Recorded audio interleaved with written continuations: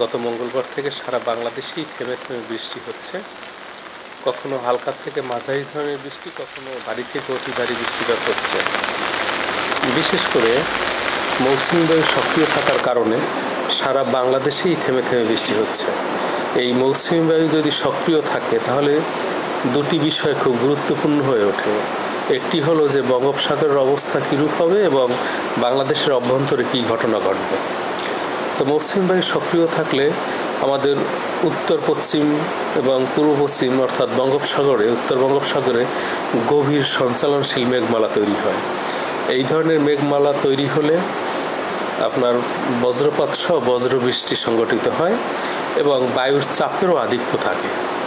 ফলে উপকূলীয় এলাকায় ঝোড়ো হাওয়া বয়ে যেতে পারে।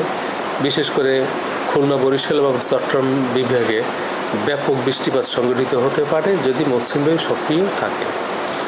এই কারণে আমরা বলেছি সকল সমুদ্র বন্দর সমূহকে 3 নম্বর স্থানীয় সতর্কতা সংকেত দেখিয়ে যেতে বলেছি। পাশাপাশি আমাদের অভ্যন্তরে মৌসুমী বায়ু সক্রিয় হলে বঙ্গোপসাগর থেকে অতি জলীয় বাষ্প সমৃদ্ধ বাতাস বাংলাদেশের অভ্যন্তরে প্রবেশ করে এবং সারি সারি মেঘমালা তৈরি হতে থাকে এবং বৃষ্টিপাত অব্যাহত থাকে। সেই ধরনের পরিস্থিতিও এখন বিদ্যমান।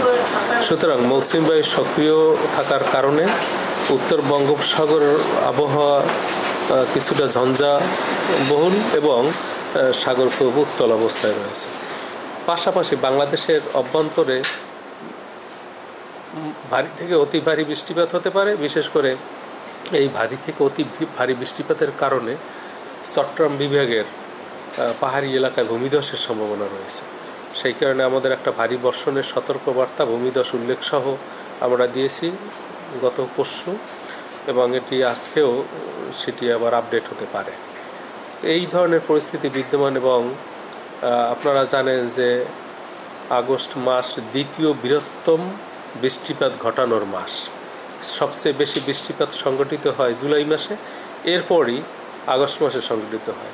গতকাল আমরা আবহাওয়ার 1 মাসব্যাপী যে দীর্ঘমেয়াদী পূর্বাভাস তা আমরা গতকাল আমাদের বৈঠক ছিল একটি, এবং সেখানে এই দীর্ঘমেয়াদী পূর্বাভাসে আমরা বলেছি যে এই বঙ্গোপসাগরে আগস্ট মাসে 1 থেকে 2টি লঘুচাপ তৈরি হতে পারে, তার মধ্যে একটি গভীর নিম্নচাপে রূপ নেওয়ার সম্ভাবনা আছে। তাছাড়া আপনার এই আগস্ট মাসে গড়ে 420.4 মিলিমিটার বৃষ্টিপাত সংঘটিত হওয়ার কথা, এবং আমরা বলেছি যে এইবার আগস্ট মাসে বৃষ্টিপাত স্বাভাবিক বৃষ্টিপাত হতে পারে। এই বৃষ্টিপাতের পাশাপাশি কোনো সময় বজ্রপাতও সংঘটিত হয়। কখনো কখনো অস্থায়ীভাবে দমকা বাতাস ও ঝোড়ো হাওয়া সহ এই বৃষ্টিপাত কোনো সময় 3 দিন অব্যাহত থাকে, কখনো 5 দিন, 7 দিন, ইভেন 11 দিন পর্যন্ত টানা বৃষ্টিপাতের আমাদের অতীত রেকর্ড রয়েছে। গত 24 ঘন্টায় সবচেয়ে বেশি বৃষ্টিপাত রেকর্ড করা হয়েছে নোয়াখালীতে 276 মিলিমিটার, এবং লক্ষ্মীপুরে বৃষ্টিপাত রেকর্ড করা হয়েছে 272 মিলিমিটার অতি ভারী বৃষ্টিপাত।